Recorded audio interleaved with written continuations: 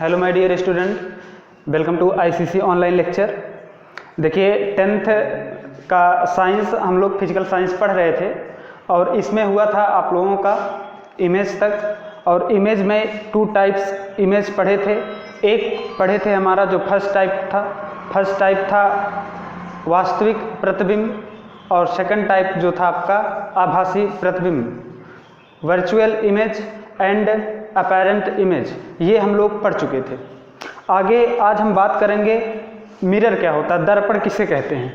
देखिए अगला जो हमारा हेडिंग है वो है दर्पण। दर्पण किसे कहते हैं? दर्पण को जो है मिरर बोला जाता है। मिरर जनरली बच्चों से जब डेफिनेशन पूछा जाता है दर्पण किसे कहते हैं तो बोल देते हैं कि किसी खोखले गोले का कटा हुआ भाग। खोखला गोला हमको दर्पण में नहीं कहना है। दर्पण देख लीजिए क्या होता है, जिसके एक सिरे पर कलाई की जाती है और दूसरा सिरा परावर्तक तल होता है, वही दर्पण कहलाता है। जिसके एक सिरे पर कलाई हो और दूसरा परावर्तक यानी चिकना तल हो, उसी को हम लोग दर्पण कहते हैं। और ये दर्पण का जो प्रकार होता है, दर्पण मेनली 2 टाइप्स के होते हैं, 1 and 2। फर्स्ट जो आपका होता है आप कह सकते हो, एक होता है अवतल दर्पण, एक होता है गोलीय दर्पण। दर्पण मुख्यतः 2 प्रकार के होते हैं, एक आपका होता है गोलीय दर्पण और एक आपका होता है समतल दर्पण। समतल दर्पण, गोलीय दर्पण और समतल दर्पण। तो देखिए ये आपका सबसे पहले जो है गोलीय दर्पण, स्फेरिकल मिरर।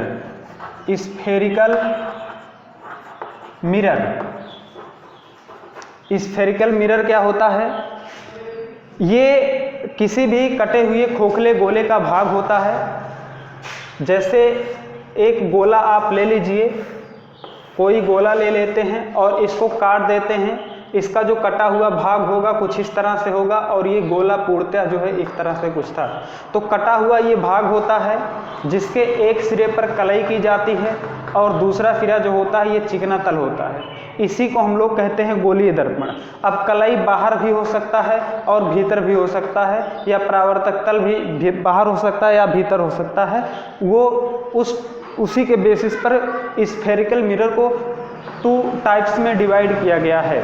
गोलीय दर्पण जो होते हैं वो 2 प्रकार के होते हैं, एक आपका होता है उत्तल दर्पण और एक होता है अवतल दर्पण। हम बात कर लेते हैं पहले प्लेन मिरर की, उसके बाद पढ़ते हैं कनकेव और कन्वेक्स मिरर क्या होता है। समतल दर्पण में क्या होता है, देखिए बच्चों, इसमें जो पृष्ठ होता है, एक पृष्ठ समतल होता है और उसके एक सिरे पर पृष्ठ समतल होता है और एक सिरे पर कलाई होती है, दूसरा सिरा जो है परावर्तक तल होता है, वो आपका होता है समतल दर्पण। कुछ इस तरह से एक तरफ कलाई है और किसी समतल पर एक तरफ कलाई की गई हो और दूसरा पृष्ठ जो है परावर्तक तल या चिकना तल हो, तो उसको हम लोग बोलते हैं समतल दर्पण, प्लेन मिरर कहते हैं।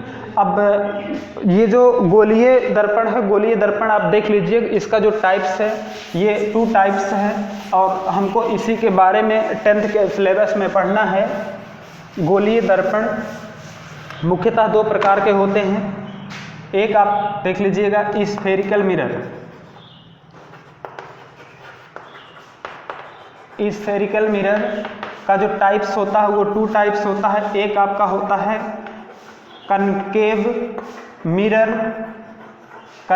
मिरर, इसको कहते हैं अवतल दर्पण।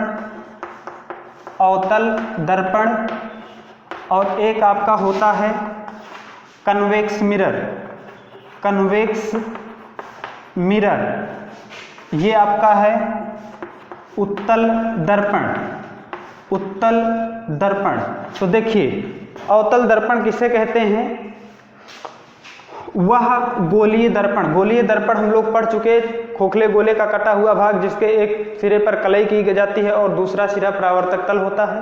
तो अगर हमसे कोई पूछे अवतल दर्पण किसे कहते हैं तो हम कहेंगे वे गोलीय दर्पण जिसके एक सिरे पर जिसके उभरे हुए सिरे पर कलाई की जाती है और दबे हुए सतह पर परावर्तक तल होता है, चिकना तल होता है यहाँ पर दबे हुए सतह पर, यही कहलाता है अवतल दर्पण। ये आपका है अवतल दर्पण। वे गोलीय दर्पण जिसके उभरे हुए सिरे पर कलई की जाती है और दबे हुए सतह पर परावर्तक तल होता है, अवतल दर्पण कहलाता है। बात करते हैं दूसरा टाइप, कन्वेक्स मिरर, उत्तल दर्पण। उत्तल दर्पण क्या होता है बच्चों? वे गोलीय दर्पण जिसके दबे हुए सतह पर कलई की होती है, जिसके दबे हुए सतह पर कलई की होती है और उभरे हुए सतह पर परावर्तक तल होता है, उत्तल दर्पण कहलाता है। ये है उत्तल दर्पण। ध्यान दीजिए, दर्पण से संबंधित कुछ इम्पॉर्टेंट परिभाषाएं हैं, इम्पॉर्टेंट स्टेप हैं, उसको हम लोग देखते हैं।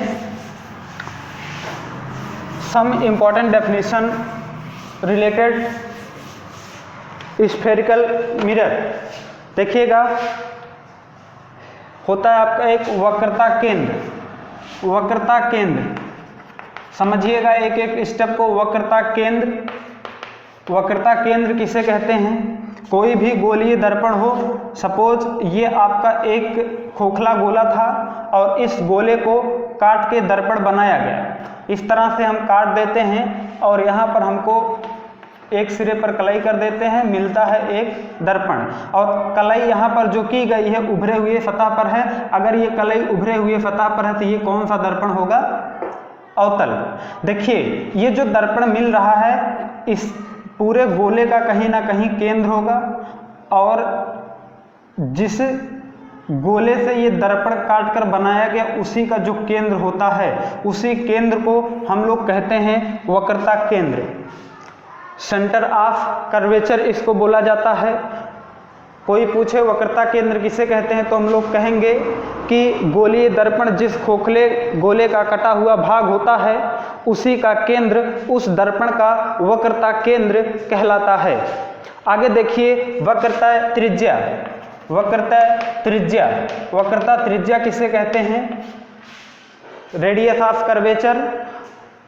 गोलीय दर्पण जिस खोखले गोले से काटकर बनाया जाता है उसी गोले का जो केंद्र होता है उसी को उसी गोले की जो त्रिज्या होती है उसी त्रिज्या को वक्रता त्रिज्या कहते हैं। जैसे ये जो केंद्र है इसी को हम लोग कहते हैं वक्रता केंद्र। ये है वक्रता केंद्र और ये जो त्रिज्या है इसी त्रिज्या को हम लोग कहते हैं वक्रता त्रिज्या। वक्रता त्रिज्या इसको कहा जाता है। और दर्पण का जो मध्य बिंदु होता है, जैसे ये दर्पण है, ये दर्पण है तो इसका जो मध्य बिंदु होता है, दर्पण के मध्य बिंदु को हम लोग कहते हैं ध्रुव। दर्पण के मध्य बिंदु को हम लोग कहते हैं दर्पण का ध्रुव, पोल। ये आपका है centre of curvature. Centre of curvature ये आपका है radius of curvature. Radius of curvature. ध्यान दीजिएगा, दर्पण वक्रता त्रिज्या की एक परिभाषा और हम दे सकते हैं। ये हो गया है दर्पण का वक्रता केंद्र C, ये हो गया है दर्पण का ध्रुव P। वक्रता केंद्र और ध्रुव के बीच की जो दूरी होती है उसको हम लोग कह सकते हैं दर्पण की वक्रता त्रिज्या।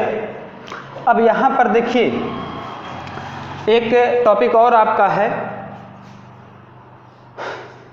मुख्य अक्ष। मुख्य अक्ष, प्रिंसिपल एक्सिस। प्रिंसिपल एक्सिस क्या होता है? दर्पण के मुख्य अक्ष, दर्पण के ध्रुव तथा वक्रता केंद्र को जो मिलाने वाली रेखा होती है, ये जो रेखा है इसी रेखा को कहा जाता है मुख्य अक्ष। मुख्य अक्ष। और दर्पण का जो परावर्तक तल का व्यास होता है, दर्पण के परावर्तक तल का जो व्यास होता है, जैसे दर्पण यही है तो यहाँ से ही परावर्तक है, चिकना है, तो इसी का ये जो व्यास होता है इसी को कहा जाता है दर्पण का द्वारक। दर्पण का द्वारक इसको कहा जाता है, दर्पण का द्वारक। देखिए आगे,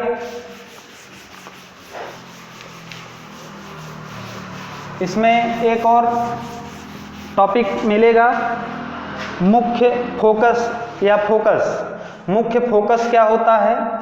सपोज कीजिए कि आपका ये एक अवतल दर्पण है और यहाँ पर एक दर्पण और शो कर देते हैं, ये है उत्तल दर्पण। ये दर्पण का मध्य बिंदु, दर्पण का मध्य बिंदु कहलाता है ध्रुव, P लिखते हैं पोल।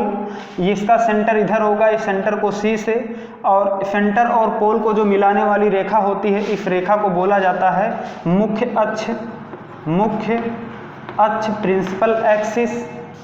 देखिए ये त्रिज्या है पूरा, इसका सेंटर इधर कहीं होगा, पोल मध्य बिंदु P, सेंटर C, ये त्रिज्या, और ये जो पूरी मिलाने वाली रेखा है इसको हम लोग बोलते हैं मुख्य अक्ष, बोलते हैं इसको मुख्य अक्ष। ध्यान दीजिए, अगर आपका दर्पण अवतल है और मुख्य अक्ष के समांतर प्रकाश की किरणें चलें, दर्पण से परावर्तन के पश्चात जिस बिंदु से होकर जाती हैं, अथवा मुख्य अक्ष के समांतर चलने वाली प्रकाश की किरणें परावर्तन के पश्चात जिस बिंदु से आती हुई प्रतीत होती हैं, वही बिंदु दर्पण का मुख्य फोकस कहलाता है। ध्यान दीजिएगा एक बार, मुख्य इंपॉर्टेंट हेडिंग है ये, मुख्य फोकस, दर्पण का मुख्य फोकस, दर्पण का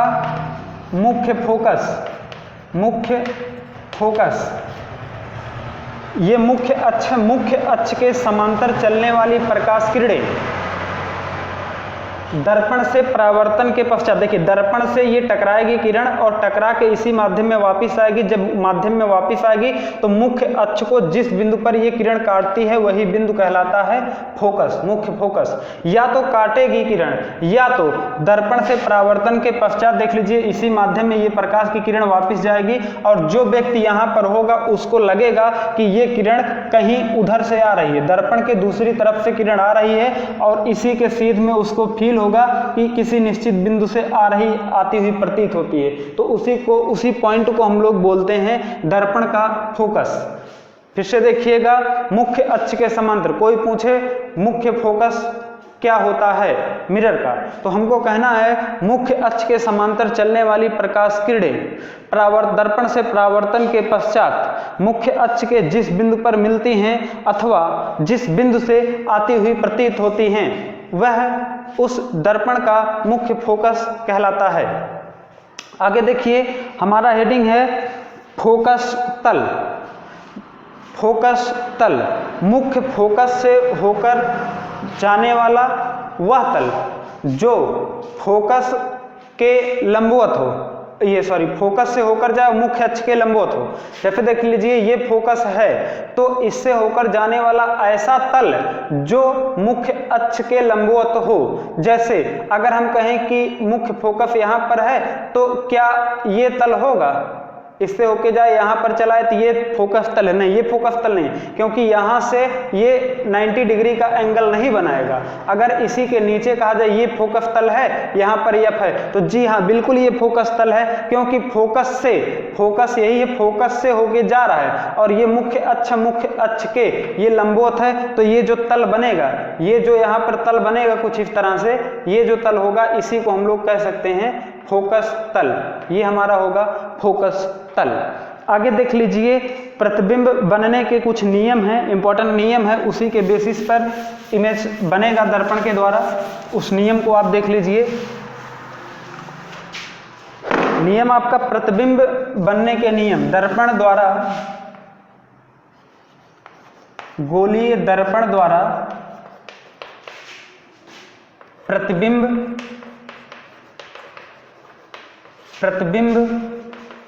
बनाने के नियम क्या है, ध्यान दीजिएगा। पहला नियम, गोलीय दर्पण से प्रतिबिंब बनने के मुख्यतः 3 नियम हैं।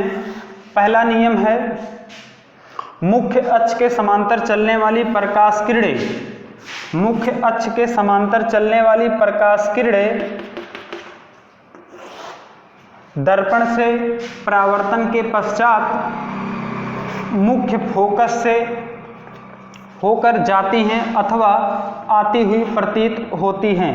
ये पहला नियम है। ये F, ये C, ये F, इसका सेंटर यहाँ C, और ये प्रकाश की किरण का दिशा दिखाना जरूरी है। ये पहला नियम है। मुख्य अक्ष के समांतर चलने वाली प्रकाश की किरणें दर्पण से परावर्तन के पश्चात कहाँ से होके जाएंगी? फोकस से। ये निश्चित है, फोकस से होके जाएंगी या फोकस से आती हुई प्रतीत होंगी। दूसरा नियम देख लीजिए, ये आपका था पहला नियम, नोट करते रहिएगा। दूसरा नियम है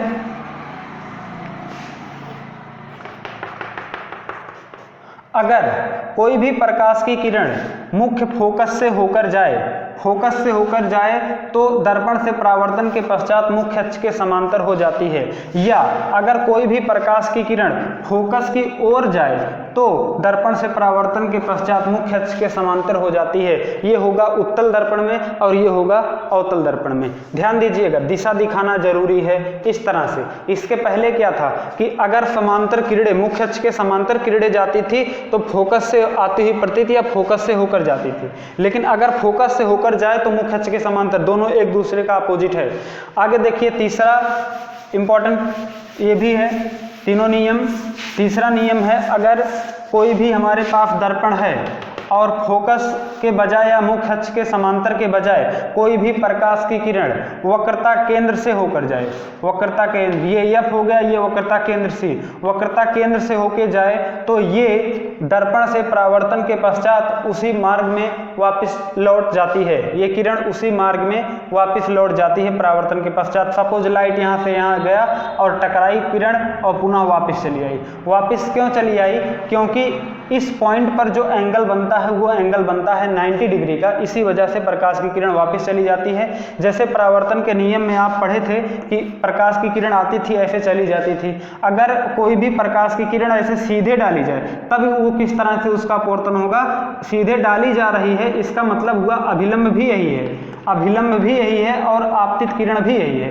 आपतित किरण और अभिलंब एक ही से होके जा रहे हैं तो यहाँ पर आपतन कोण का मान 0, तो परावर्तन कोण का मान भी 0 होगा, क्योंकि आपतन कोण सदैव परावर्तन कोण के बराबर होता है। और इस दशा में देख लीजिए उसी मार्ग पे वापस गया कब? जब आपतन बिंदु पर कोण बना अभिलंब से कितना, आपतित किरण से कितना, 90 डिग्री। तो ये है आपतित किरण। अगर कोई भी हम सर्कल लेते हैं या कोई भी गोला लेते हैं, उसके केंद्र से उसके परिधि पर हम चाहे जहां भी देखें तो जो कोण बनता है वो 90 अंश का बनता है। इस वजह से अगर सेंटर से कोई भी किरण जाती है तो उसी माध्यम में या उसी मार्ग में, कह सकते उसी मार्ग में वो पुनः वापस लौट जाती है, क्योंकि ये एंगल आपका होता है 90 डिग्री। और अगर आप बात करते हो इंसिडेंट एंगल आपतित कोण का, आपतन कोण का, तो आपतन कोण का मान 0 अंश, इस वजह से वो सीधे उसी मार्ग में वापस लौट जाती है।